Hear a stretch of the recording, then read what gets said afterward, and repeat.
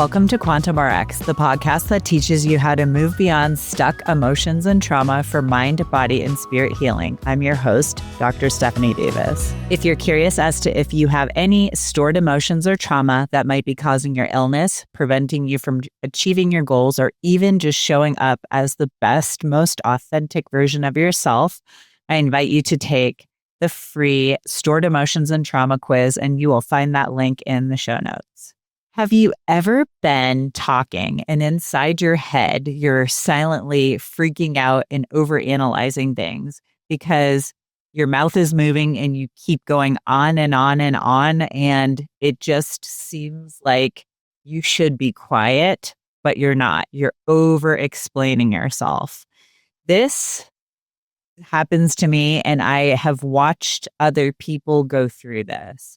And it's almost as if when it's happening, you can feel that anxiety or that nervous tension in the room, right? And I know, I feel like I became aware that I did this probably a couple years ago when I was, in the journey of this discovery. And I saw it crop up in different places. Sometimes when I was speaking to a patient or a client, sometimes when I was giving a talk, whether that talk was a virtual talk or if it was from a stage of some sort, or even sometimes when talking to friends and family, even though it was less likely to happen there, it definitely did. It's interesting because you notice other people, like when you're doing this rambling, people sometimes will tune you out. You'll notice, like, if you're on a Zoom call, they'll start doing other tasks. They'll start doing other things. Some people might even call you out and they'll be like, hey, can you just get to the point? And I noticed I had some people in my life that would sometimes say that. And I was like, yeah, I am doing this. I am over explaining. And in more recent years, I realized that it was diluting my message, undermining my voice, undermining my experience, and also my leadership. And many people I work with, from practitioners to teachers to entrepreneurs and business owners, they experience this too. And I notice it, and oftentimes they notice it, and they want to get to the root of why this is happening so they can feel more confident in themselves. And if you can relate, we are going to go into this in depth today, and we're going to cover how to identify if you're an over-explainer, the 6 root causes of why you're doing this over-explanation. And here's a little hint, there might be more than one. There often is. And last, we are going to go over 2 ways to start overcoming this verbal vomit cycle. And so today, let's dive into this, how to identify if you're an over-explainer. We did that a little bit in the intro, and I think when people hear this term, they know. You kind of know if this is you and if you're in this ballpark. So like I said before, it's those of us who tend to, instead of stating, I'll give you guys an example of like my son. This would be a good one because he tends to do this too. He'll be like, oh, we went to football practice today. And, I was, coach asked me to, play this position and run this certain route. And instead of saying that, instead of saying he asked me to play defensive back and he asked me to, guard the receiver. Or I would say even a better example would be like being a slot receiver and running a go route. He tends to be like, yeah, I lined up, and he's like, and I put my body in this position, and then coach told us to run the go route, and it meant that I had to like run out to the side, couple like 10 steps, and then run, forward about 50 steps. And then, this is what I did. He gets into all of the nuance and the detail of over explaining. And I find myself when he's doing that being like, buddy, get to the point. Or sometimes he's just got so many things swirling inside his head. I'm like, just focus for a second, take a breath, kind of focus in on those thoughts, and then tell me what's going on. And I'm going to get to the point on why he does that. That's kind of number 6 when we're going through the root causes. But that is what he does. And I find myself, I sometimes will get frustrated and be like, come on, buddy, just get to the point. And then I'm like, oh, I do that. Or I would say I used to do that. Sometimes I find myself doing that a little bit now. And when I do it, I catch myself, which is a huge piece of the puzzle of breaking the cycle. But yeah, that's what it looks like. And why do we do it? This is huge. We do it because fundamentally we are doing this as like a coping mechanism or a mechanism of safety. And again, you'll hear me talk about this over and over again, but your brain, we know this, it wires for safety or danger. And at some point, you were given a signal, or in my case, I was given a signal that something I was doing was not, the right thing to do. I got that message, or you, all of us, we get this message, right? That what we're doing is not right. And your brain tends to wire that as a danger signal. And then you start and what wires it even further is if you get acknowledgement or attention for that, that correct course, perceived course correction, it's going to keep on doing that even more and more. And that's how you develop that pattern. And so the how we got to this place is these 6 root causes that we're going to talk about. And like I said in the intro, there's often more than one. The first one is pretty huge because this one goes back to something that we talk about pretty commonly, and it's those toxic thought patterns, right? And most of the time, toxic thought patterns are things that we developed, when we were very young because of the environment we were exposed to, right? If you had parents that tended towards negative thinking or fear-based or anxiety-based thinking, this is going to be your default. And it's a big one is recognizing that and catching yourself in the moment and disrupting those negative thought patterns and redirecting. I'm kind of giving away a little bit of one of the, mechanisms to solve it. But I think this is a really important thing. When you find yourself, spiraling in these negative loops or rumination, it's really important to catch yourself and kind of redirect it, because then you're redirecting your brain more towards a signal of safety. So that's number 1. Number 2, this is a big one too, being gaslit or living with a narcissist, which that often happens hand in hand. But there are people who were gaslit as children or gaslit in their lives that did not live with narcissists. I just wanted to make sure that that was clear. And when you are gaslit, the person who is gaslighting you is taking your words and distorting them, or they are corrupting your truth and your lived experience to suit their means and their purpose. And this one I very much could relate to.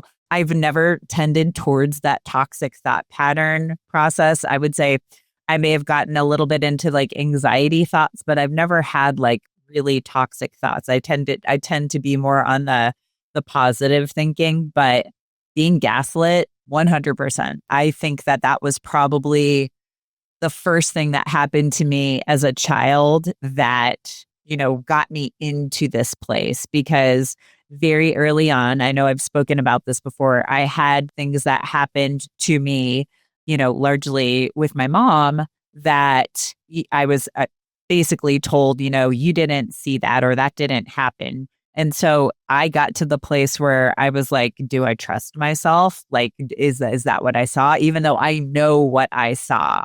So it's that type of thing. And I can't even tell you, being gaslit is one of the most common things that I encounter with the people that I work with. At some point in their life, an important figure, whether it was a family member, a close person, like a loved one, or a good friend, or sometimes even a person in position of authority, otherwise, like a boss or a teacher, somebody who was in a position of authority, basically gaslit them and said, no, that's not what happened, or, try to then twist their words and distort the truth or use your words against you somehow in a way that does not acknowledge your truth. So that's number two.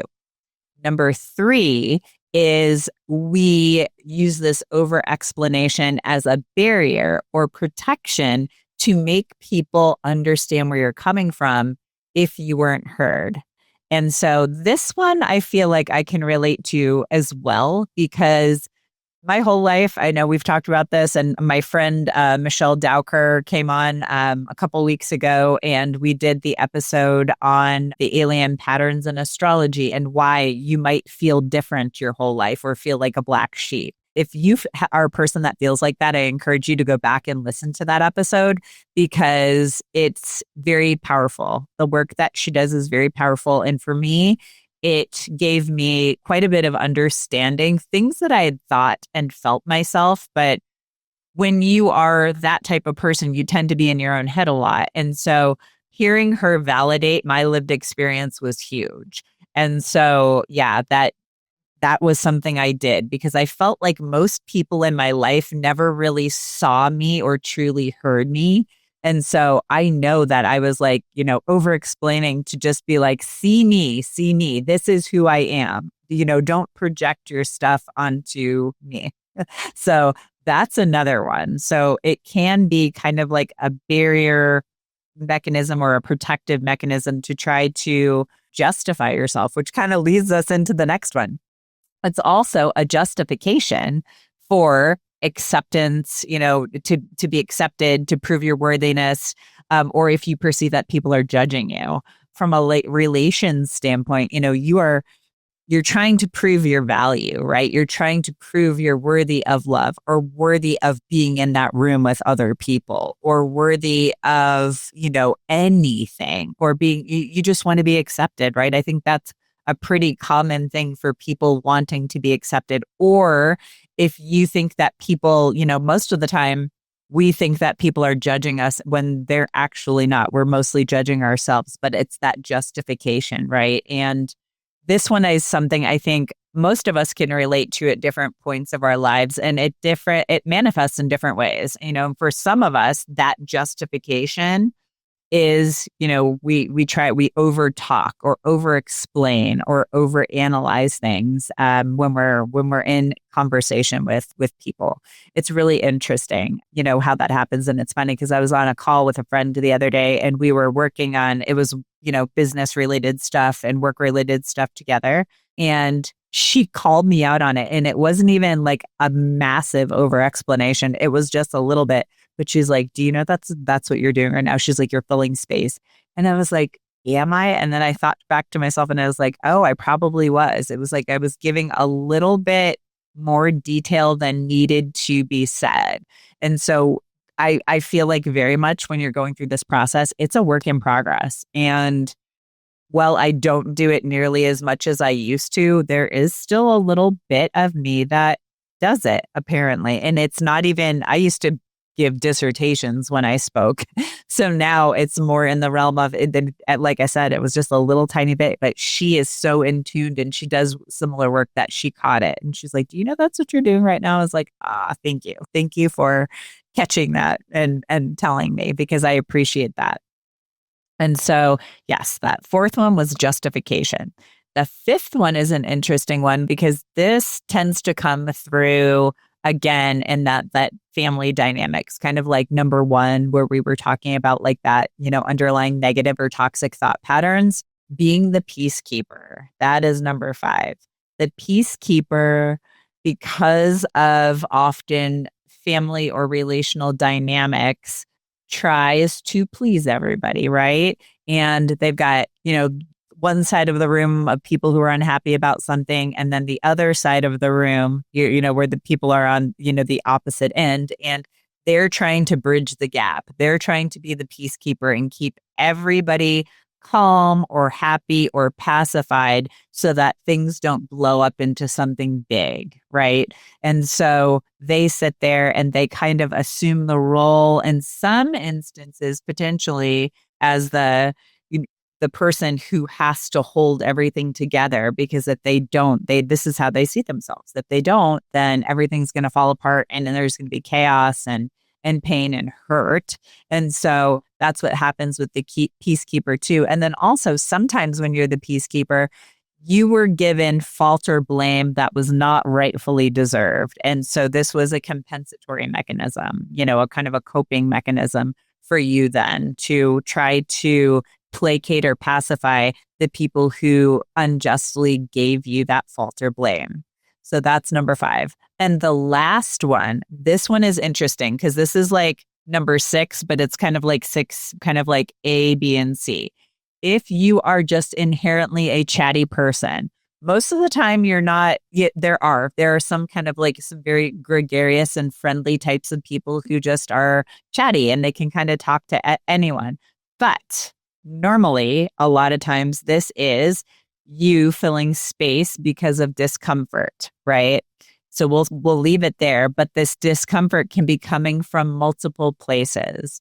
Number 1, and I would say probably one of the more common ones, is anxiety. Like to sit there in silence or to actually hear what somebody else is saying and sitting with it and then responding and processing makes you anxious. That silence inherently makes you feel uncomfortable and you don't like it. And so you respond with talking and filling the space.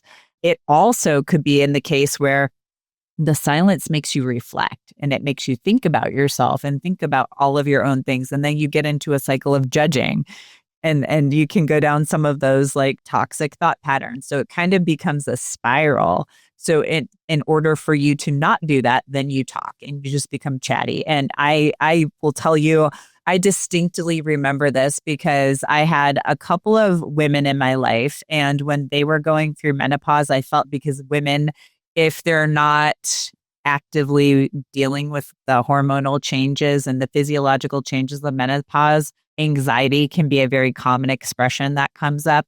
And I just really, really remember there was a stretch of a couple of years where these women, like we would be driving in the car and instead of just sitting there and, either listening to the music or listening to, conversation or even being able to be in the silence, they would be like, they would have to sit there and tap or click or twitch or like sing like to the like maybe not even, I was going to say to the music, but in one case, it was like not even to the music to fill that space. Or as they were passing signs, they would literally read every single sign.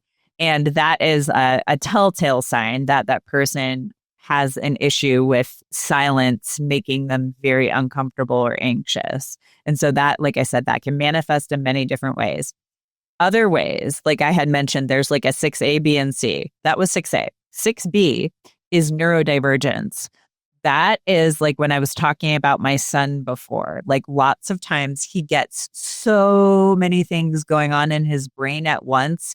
He has a hard time kind of keeping focus or, kind of staying on that straight path, and he'll meander a lot too. And I would not say that I'm extraordinarily neurodivergent, but that's one place where when they talk about traits of neurodivergence, where I can get that way, because I will get lots of ideas. And well, most of the time I can stay focused on one. Sometimes I will kind of like stray and meander, but I also can very much do my tasks, stay on task. I don't have a problem with focusing. So I think I have a touch of that, but my son has a lot of it. And so does his dad sometimes.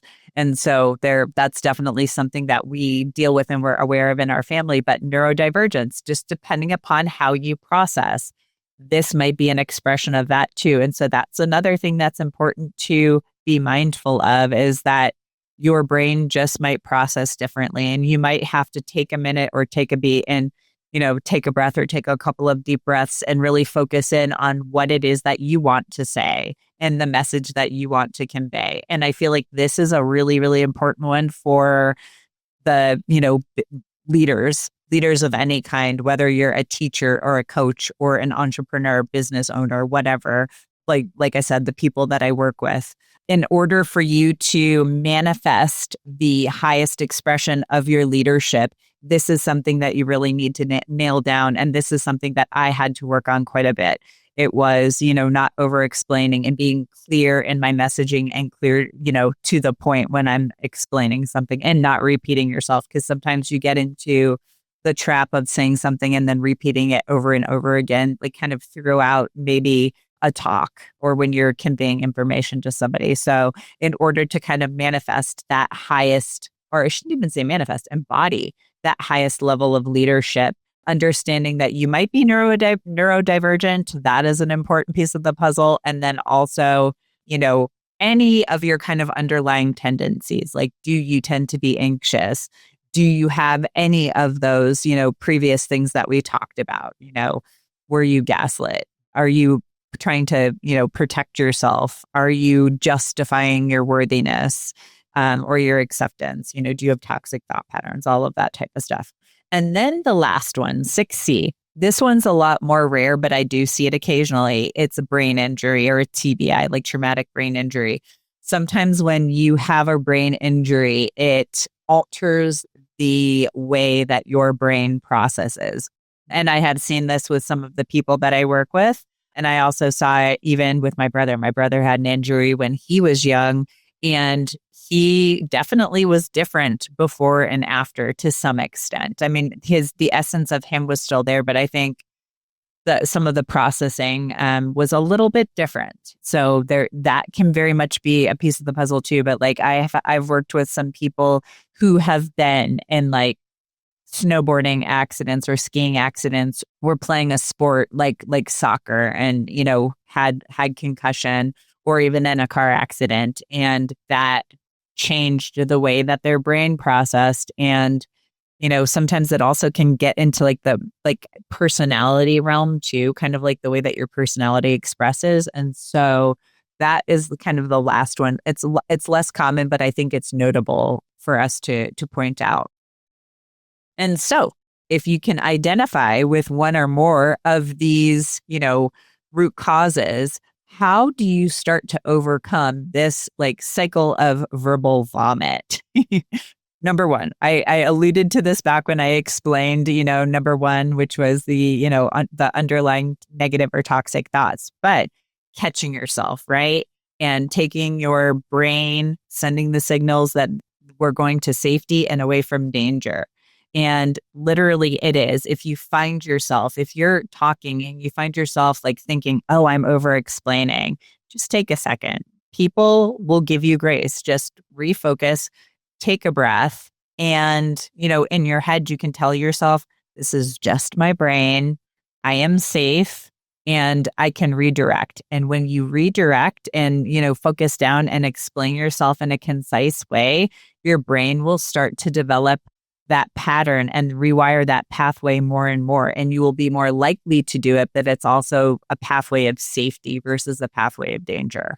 That is number one. And it's really, really important. And something that I will tell people to do, and I can relate to this too. Like I have a friend who does this and she'll like wear a rubber band on her wrist and snap it. But even like I often will wear, like the stone bracelets. I'll do that. I can snap my bracelet. It's that same thing. It's just a reminder. And it's like, it breaks those patterns and those cycles. You can use that in many different ways too.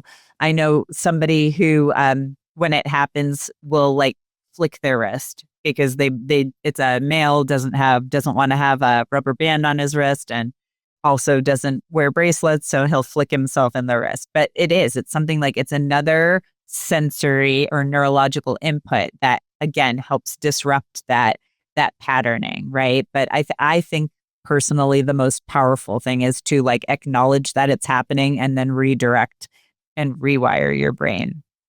So that's the first way. Second way is when you catch yourself doing this. You can do this if you catch yourself and you rewire it, you acknowledge that, this is just my brain.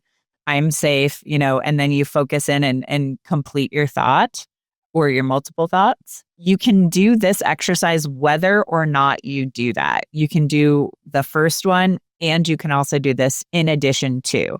And so this is going to be either journal it or write it down that you do this. And I want you to get into the nitty gritty. Like, what were your feelings that were happening there? What do you know? Do you have an understanding of why? So I gave you those 6 root causes. Think about those and think about if any of those experiences were kind of the underlying why on it. And because it may be obvious to you and it may not be, and that's okay.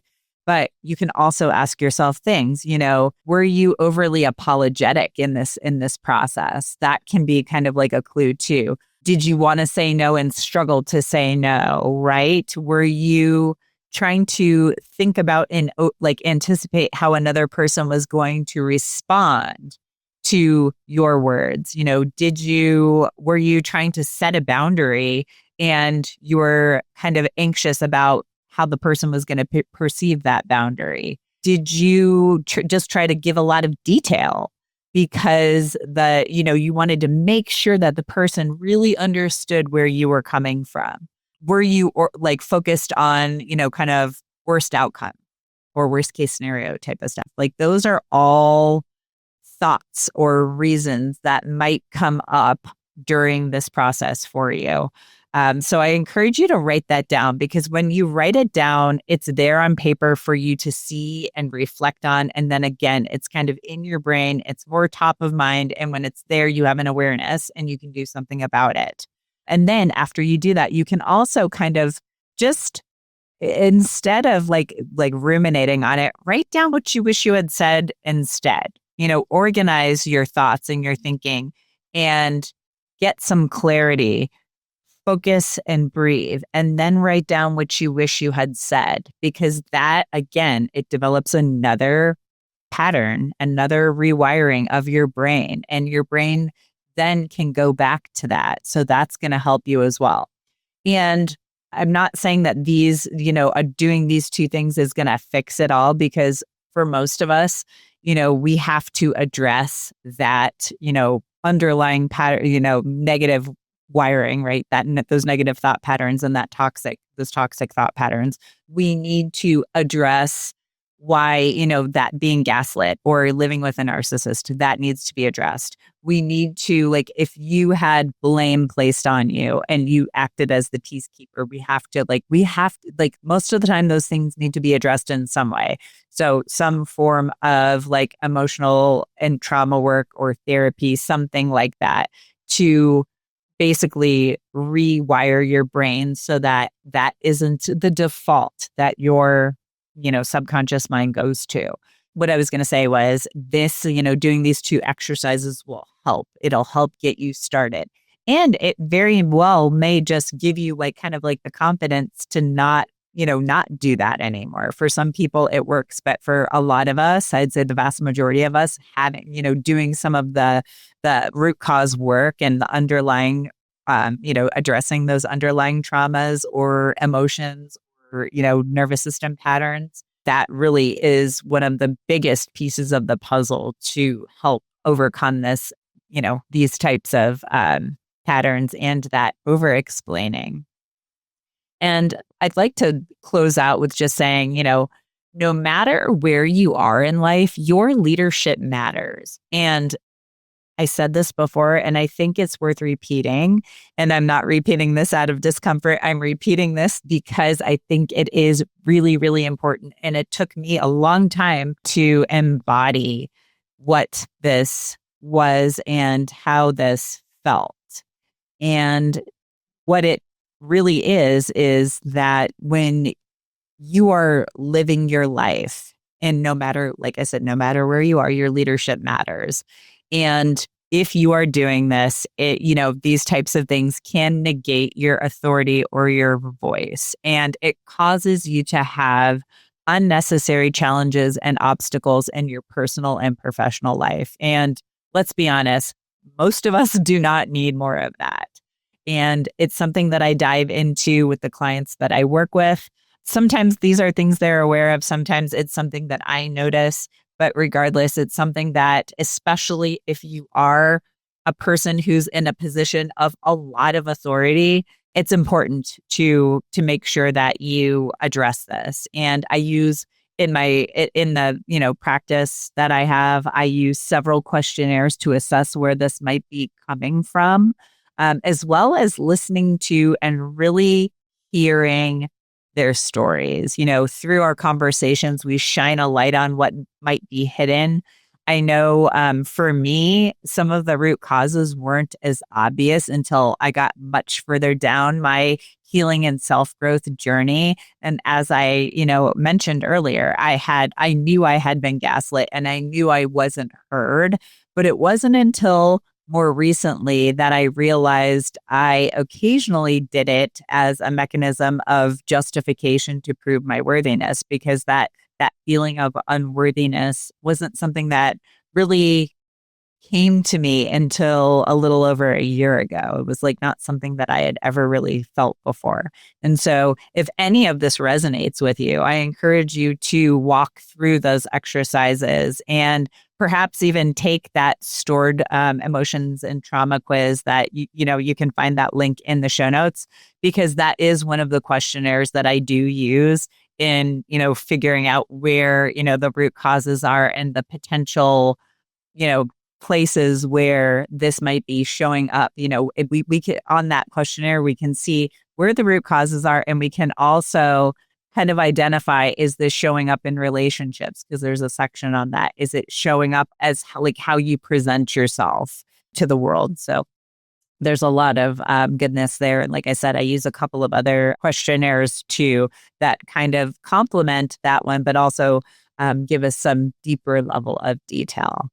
And as always, if any of this resonates for you, I would recommend, writing it in the comments. I'd love, love, love to hear it from you. And yeah, if you have any questions about this, feel free to comment below. And as always, sending you all lots of love. If you made it this far, I truly appreciate you. Remember, knowledge is just the beginning. Taking action is what truly sparks change. If you're overwhelmed and don't have enough energy to make it through the day, I invite you to book a free 20-minute coaching call with me. It's a no-obligation chat where we can discuss your health goals and how I might be able to help you achieve them. Visit the link in the episode description to book that call. Until next time, keep striving for wellness, and remember, you have the power to not just survive, but thrive in motherhood.